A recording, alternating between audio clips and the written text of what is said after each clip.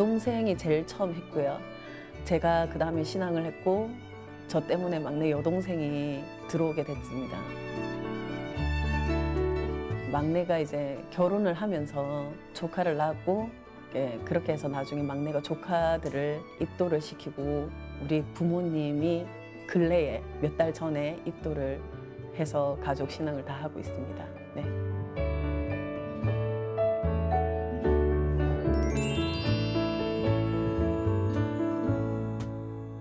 전 아주 어렸을 때부터 이렇게 내가 도대체 왜 태어난 건지라는 생각을 진짜 많이 했어요.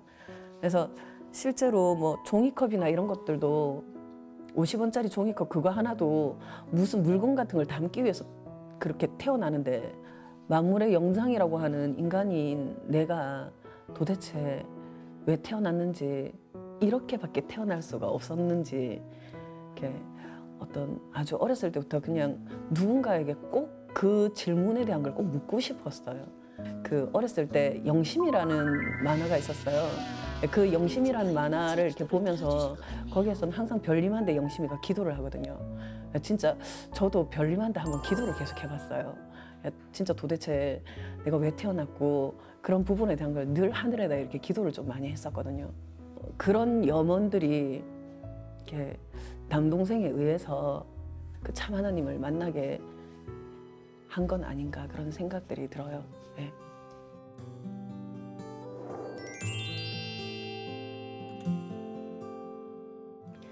그때 남동생이 대학 다닐 때 이렇게 신앙을 했어요. 만나가지고 부모님께 들켜서 증산도라는 종교에 대한 걸 이렇게 듣고서 너무 이제 극심한 반대를 하시는 거죠, 이제. 그래서 그 남동생이 방 안에서 가만히 있을 때 제가 들어갔죠. 다운이 돼서 있는 게 너무 이렇게 안쓰럽기도 하고, 그래, 아무리 뭘 잘못했더라도. 그래서 뭔가 모르게 내가 남동생이 말을 들어주지 않으면 얘가 나쁜 길로 갈 것 같은 느낌이 들어서 그냥 무턱대고라도 남동생이 무슨 말을 하는지 한번 들어는 봐야 되겠다 싶은 거예요. 그때 남동생이 갑자기 종이하고 펜을 가지고 와서 종이에다가 동그라미와 사선을 그리더라고요. 그러고서 계절까지 적는 거를 봤어요. 그렇게 해서 그러면 한번 가보자 이렇게 된 거예요. 그래서 도장에 방문을 하게 됐죠.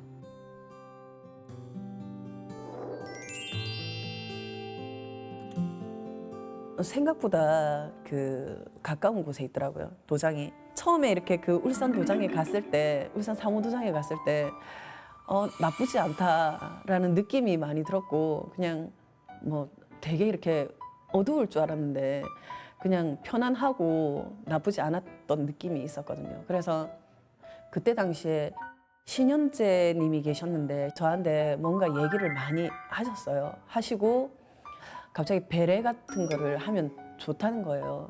여기가 맞는지 안 맞는지 확인도 해봐야 되고, 맞다면 뭔가가 이렇게 내가 어떤 행동을 취하거나 이런 게 되면 뭔가가 이루어질 것이라는 막연한 그런 생각 같은 게 있었어요. 그리고 아닌 곳이면 분명히 뭔가가 하는 중간에 내가 틀어지든 뭘 하든 아니면 이거 끊어질 것이다라는 생각이 있었어요. 무턱대고 처음에 백배례를 했어요. 백배례를 하고 강동범 포감님이 저를 좀 많이 이끌어 주셨고, 그분한테 제가 배례를 하고 나서 그런 얘기를 했어요. 나 배례했다고, 백배례했다고. 그러면서 그냥 자랑을 하고 싶은 거예요, 그냥. 그러는 사이에 제가 어느 순간 도장에 매일같이 오게 됐더라고요. 매일같이 오면서 강동범 포감님에 의해서 교육을 받게 되고, 그렇게 하면서 증산도 신앙 공부가 입도와 더불어서 그렇게 꾸준히 됐던 거죠.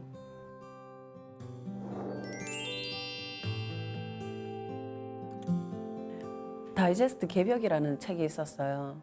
그 책에서 예언 파트를 보면서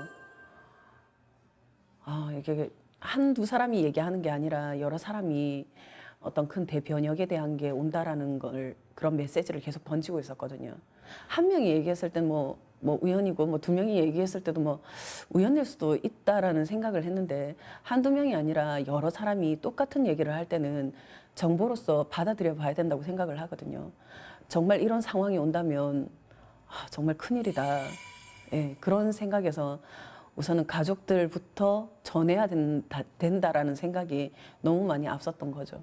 나는 지금 이걸 보고서 아는데 부모님이나 다른 사람들은 이게 어떻게 전달을 해야 될지 이걸 분명히 알려줘야 되는데 가르쳐 줘야 되는데 뭔가를 어디에서 어떻게 가르쳐 줘야 될지 막막하고 답답하고 깝깝한 그런 마음들이 어떻게 감당이 안 되니까 그 마음이 주체가 되지 않아서 정말 많이 울었던 것 같아요. 네.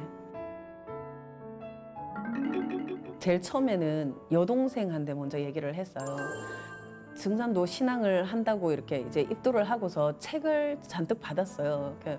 뭔 책이었는지 참 책을 잔뜩 받아가지고 막내 여동생과 제 방에 이렇게 농이 있는데 그 안에다가 이렇게 잔뜩 집어넣어놨거든요. 그러니까 당연히 들킬 수밖에 없고 그래서 이게 뭐냐 이렇게 됐죠. 그래가지고 여동생한테 들켰는데 저한테 이렇게 정말 안 좋게 대하더라고요. 너무 싫어하더라고요.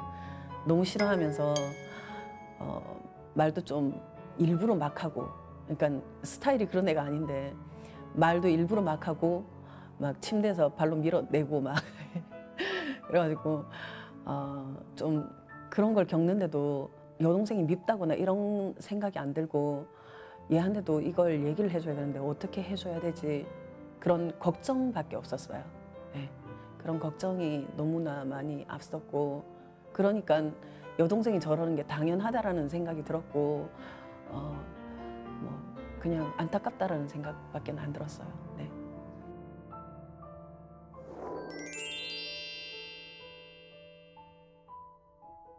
우리 천배례를 한번 해보자. 제가 먼저 강동범 포감님한테 얘기를 했어요. 천배례를 하루하루마다 이렇게 하면서 10일간 해서 만배례를 했어요. 그 만배례를 하는 그 와중에 제가 기억하기에 3000배를 하고서 집안에 뭐 안 좋은 일이 하나 끌어졌었어요. 딱 3000배 하고 나니까 딱 그 당일날 그런 얘기가 나온 거예요. 그리고 5000배를 하고 나니까 또 뭔가가 하나가 끌어지는 거예요. 그러고서 7000배를 하고 나니까 또 집안에 아버지가 뭐 건물 뭐 하나를 이렇게 받으셨는데 원래는 저하고 항상 상의를 조금 하셨는데 상의도 없이 7000배 하고 딱 가니까 샀다라고 얘기를 하시는 거예요. 아, 그렇구나. 그러고서 나중에 그 만배를 채우고서 일주일이 지나고 나서 막내 여동생이 뜬금없이 저한테 언니야 오늘 거기 가나 이렇게 물어보는 거예요. 그래서 얘가 또 시작이구나 생각에 그래 간다 왜? 이러면서 좀 퉁명스럽게 대답을 했거든요 제가. 그러니까 아니 그게 아니라 그 언니가 가면 나도 한번 가보려고 그러면서 그렇게 얘기를 해가지고 진짜 그때 너무 기쁜 거예요. 진짜 그냥 그거는 그냥 기쁜 게 아니라 너무 기쁜 거예요. 그러니까 그렇게 해서 강부감님한테 전화해가지고 강부감님 아마 우리 영란이가 간다고 그러면서 그렇게 해주더라고요. 그래서 그렇게 해서 막내 여동생도 입도를 그렇게 해서 했습니다. 그래서 막내 여동생한테 나중에 물어보니까 니 근데 그때 어떻게 해가지고 가려고 이렇게 생각을 했냐고 그러니까 처음에는 집안 분란이 일어나니까 그냥 한번 가봐야 되겠다라는 생각을 했고 나중에는 가만히 생각을 해보면 내가 진짜 왜 갔는지를 모르겠다고 뭔가 이끌려서 간 것 같다고 그렇게 얘기를 하더라고요.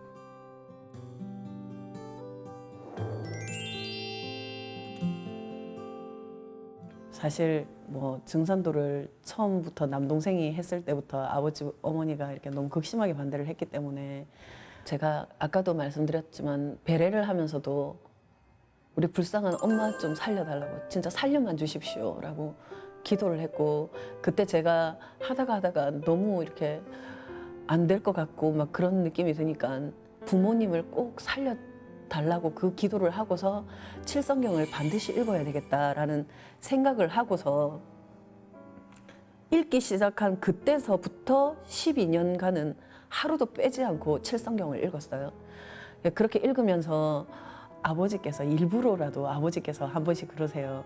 그래서 니네들은 대전 가면 사나 이러면서 한 번씩 그렇게 꼭 희한하게 그런 딱 꼭 집어서 그런 질문들을 이렇게 한 번씩 던지시거든요. 그럴 때마다 느껴지는 게 아버지가 관심이 있다.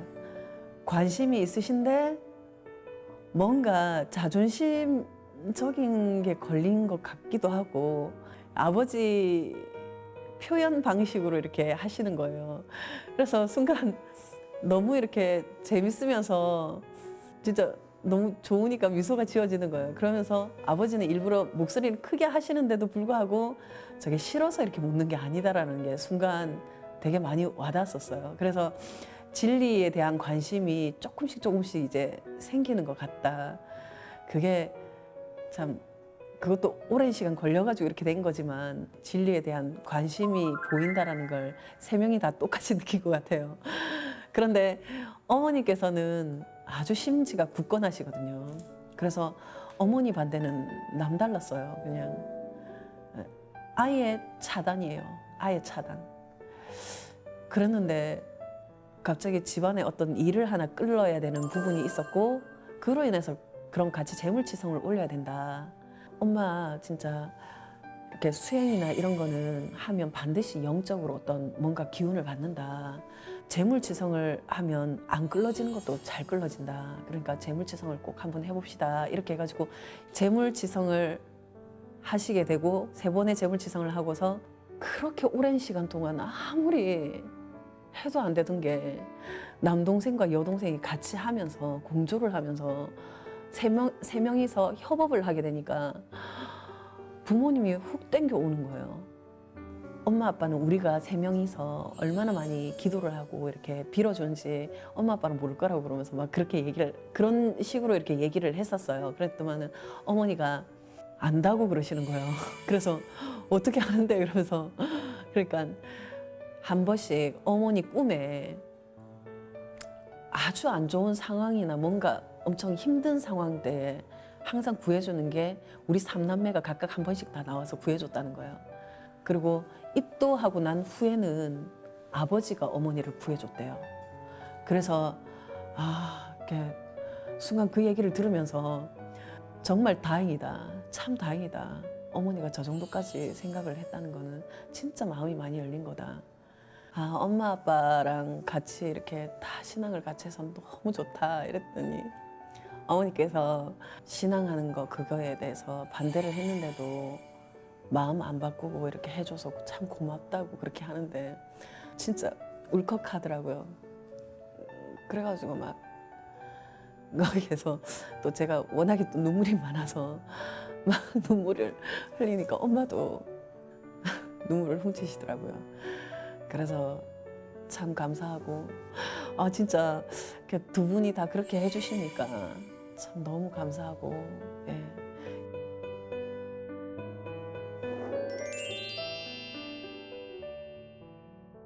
어머니께서 원래 좀 이렇게 또 많이 아프셨어요. 어머니께서 하시는 얘기가 야, 그 개벽주 참 좋더라 이런 얘기를 하시는 거예요. 그래서 엄마가 갑자기 개벽주를 어떻게 얘기를 하지? 왜? 그랬더니 이렇게 어머니께서 아프신데 한 번은 이렇게 도장에 아버지랑 어머니랑 두 분이서 이렇게 수행을 하신다고 21일 정성 수행 때 이렇게 왔다 갔다 이렇게 하셨던 게 있어요. 그래서 왔다 갔다 하는데 하루는 개벽주에 악기잡기 금난장군 그렇게 해가지고 그 도공이 계속 이렇게 되고 있었는가 봐요. 악기잡기 금난장군 그러면서 그 내성벼락장군 악기잡기 금난장군 그게 계속 이렇게 돌아가는데 거기서 이렇게 좀 계시다가 수행을 하고 왔는데 몸이 안 아프시더라는 거예요. 어머니께서 주문 중에서도 개벽주를 가장 먼저 읽으셨어요. 외우셨어요. 그래서 야, 그 개벽주 그거 참 좋더라. 내가 안 좋을 때마다 이렇게 읽으면 그게 참 좋더라. 야, 그 개벽주 읽어라. 그러면서 그렇게 얘기를 하시더라고요.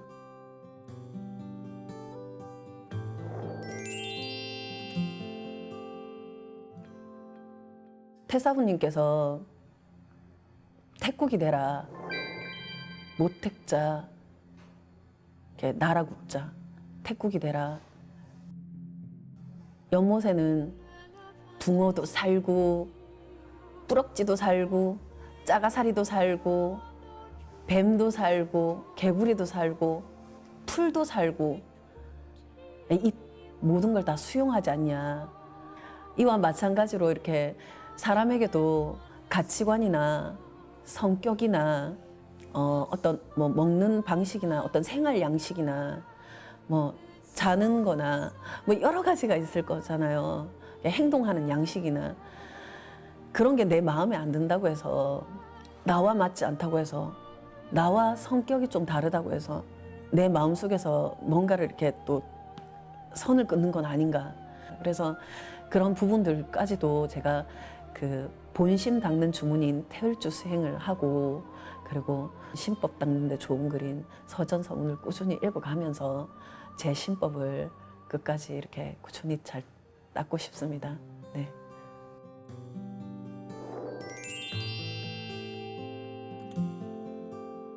가장 기억에 남는 성구는요. 제 자신에게 이렇게 해주고 싶은 말이면서 자존감이 떨어졌을 때 그리고 뭔가 이렇게 용기를 잃어서 힘이 빠져 있을 때 그런 사람들에게 꼭 들려주고 싶은 그런 성구거든요. 그래서 그게 도전 11편의 69장입니다. 11편 69장에 자신을 못 믿으면 상제님도 못 믿느니라. 하루는 고찬홍이 집으로 돌아가고자 태모님께 인사를 드리고 마당에 내려서는데 태모님께서 물으시기를 찬홍이 너는 누구를 믿느냐 하시니 찬홍이 제가 저를 믿지요 하고 대답하니라. 이에 꼭 그런가 하시니 꼭 그렇지요 하매 다시 물으시기를 꼭 그런가 하시니 또 꼭 그렇지요 하더라. 태모님께서 그 다음에는 하고 물으시니 찬홍이 다음은 증산 상제님을 믿지요 하고 대답하거늘 말씀하시기를 꼭 그렇게 하라. 저를 못 믿으면 상제님 또한 못 믿느니라 하시니라. 태모님께서 말씀하시기를 나한테 내가 있다. 나를 찾아라. 내가 나를 못 찾으면 이 천지를 못 찾느니라 하시니라. 아주 높은 이렇게 상사나 아니면 뭐 도장의 책임자분이나 뭐 이렇게 어떤 분이 이렇게 뭔가를 이렇게 물었을 때 과연 3번을 갖다가 똑같이 이렇게 답을 할 수 있는지 사실 저는 뭔가 이렇게 계속 이렇게 물으면 좀 주눅이 들어가지고 뭔가 위축되고 좀 그러는 부분도 사실 예전에는 좀 심했거든요. 근데 아까 그 말씀도 있었지만 고찬홍 성도님이 참 일관되게 끝까지 꼭 그렇지요. 그런 굳은 심지 같은 게 참 멋지다는 생각을 계속 했습니다. 저도 그런 굳은 심지를 이렇게 가지고 가고 싶다라는 생각을 했고 그리고 그 제일 밑에 줄에 2줄의 성구가 더 나오는데요. 내 속에 내가 있다. 나 자신을 찾아라. 사실 제 자신에게 하는 얘기도 되고요. 자존감을 좀 잃어가는 그런 사람들에게 꼭 해주고 싶은 말인데 스스로를 세우는 데 있어서 믿음이 자신을 믿는 게 가장 먼저라는 거. 그래서 아까 단군세기 서문에서 천하 만사가 선제지하에 아니라 천하의 만사가 모든 것들이 다 먼저 나를 아는 데 있다. 그 말씀과 다 이렇게 연결된다고 생각하거든요. 자신을 세우고 자신을 믿어주고 자신이 너무 힘들고 이렇게 하면 용기도 북돋아주고 그렇게 하면서 자기 자신을 세우는 게 중요하다고 생각합니다. 남들이 뭐라 그러든 간에 사실 초반에는 좀 자신이 많이 없었거든요. 지금은 자신을 믿느냐라고 물으면 많이 믿어가는 과정이다라고 얘기를 할 수 있을 것 같아요. 자신을 온전하게 세울 수 있는 그런 제 자신이 되도록 노력하겠습니다.